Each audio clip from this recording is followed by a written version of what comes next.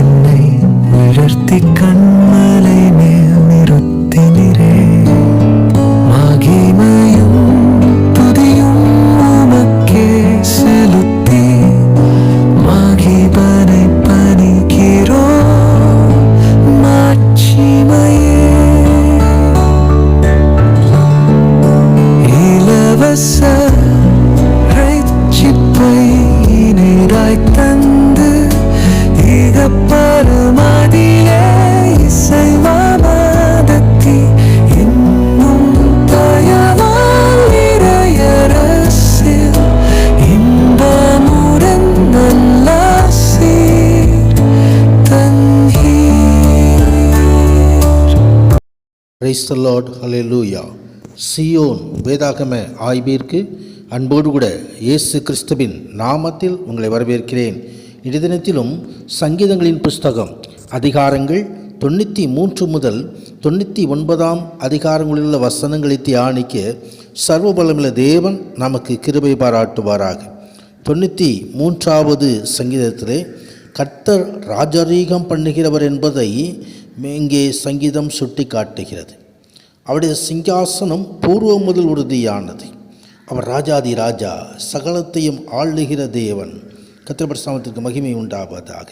ஆம், அந்த ராஜரீகத்திலே நமக்கும் பங்கு உண்டு.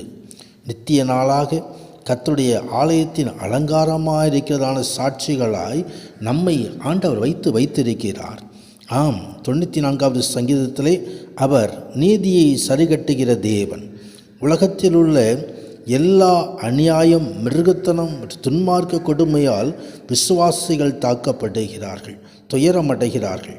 அவர்கள் தேவனை நோக்கி பொல்லாப்பு மேற்கொள்ளுவதை தடுத்து நிறுத்தவும் தம்மை பற்றி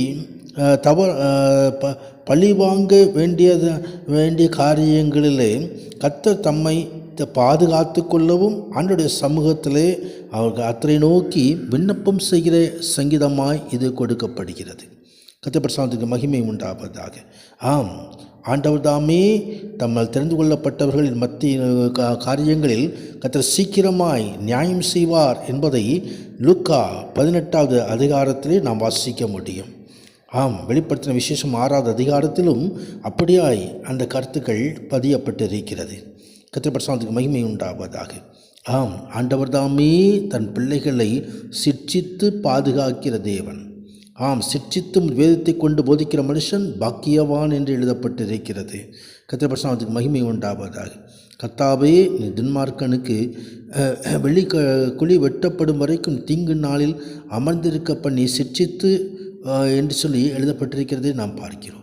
கர்த்தர் பரிசுத்தத்திற்கு மகிமை உண்டாவது. என் கால் சறுக்குகிறது என்று சொல்லும்போது கர்த்தாவே உமது கிருபை என்னை தாங்குகிறது, என் உள்ளத்தில் விசாரங்கள் பெருகுகையில் உம்முடைய ஆறுதல்கள் என் ஆத்துமாவை தேற்றுகிறது என்று சொல்லி சங்கீதக்காரர் ஆண்டுடைய கிருபையை எண்ணி இங்கே விண்ணப்பத்தை ஏறெடுக்கிறார்.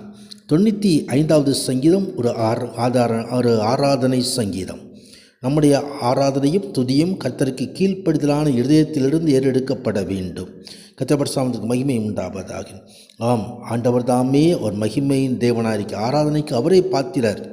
பூமியின் ஆழங்கள் அவர் கையில் இருக்கிறது, பர்வதங்கள் உயரங்களும் அவருடையவை. இதோ சமுத்திரம் அவருடையது, அவரே அதை உண்டாக்கினவர். சகலத்தையும் சிருஷ்டித்தவரை நாம் ஆராதிக்கிறோம். கர்த்தர் பரிசுத்தத்திற்கு மகிமை உண்டாவதாக.